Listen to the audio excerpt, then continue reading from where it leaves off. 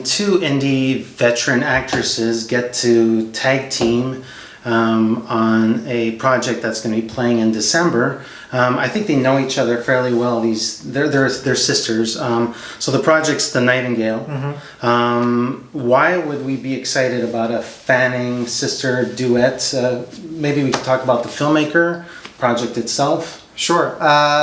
So we're talking about Melanie Laurent's The Nightingale, starring Elle and Dakota Fanning, who have both done really interesting stuff individually over however many years. But we're interested because of the release date. It's been given a Christmas Day release by Sony. And it really vaults, it makes it an instant sort of potential Oscar contender. And it's a major boost for the director Melanie Laurent, who has directed a handful of films so far. But they've all played in the art house, at the art house, and none of them have really broken out.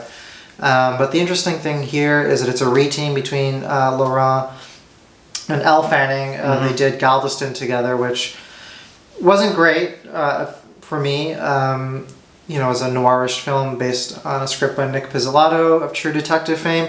Didn't quite work, but Melanie Laurent has been ambitious. This is a very ambitious picture, and clearly Sony has faith in it. So Melanie Laurent, she's obviously an actress. We've known her for acting roles. She did the Adopted in 2011, did 2014 Breathe, 2015 a doc film called Tomorrow, Diving in 2017, which I believe played at TIFF. Yeah. So she's been hacking away at filmmaking in a really short time span. She does have a curious camera. And a sensibility. I think she's interested in not coming of age necessarily, but she's curious about youth. So something about the French Resistance, and the fact that, you know, like Tarantino, like she's familiar with that epoch or that year. The film hasn't gone into production yet, so she's gonna have maybe 2 months, 3 months in full production. Do you think it's a little bit too early? Think so. I mean, listen, Clint Eastwood can shoot a movie today and it'll be in theaters tomorrow. I don't think so. I mean, it's clear that Sony believes it'll be done in time. I'm sure they're already planning how they're going to roll it out in the fall, and they've probably put a great team around her. So I have no doubt that if they're announcing the date, they're going to hit it. I think Melanie Laurent has obviously directed quite a handful of films, so she knows what she's doing and what will be needed to get it done.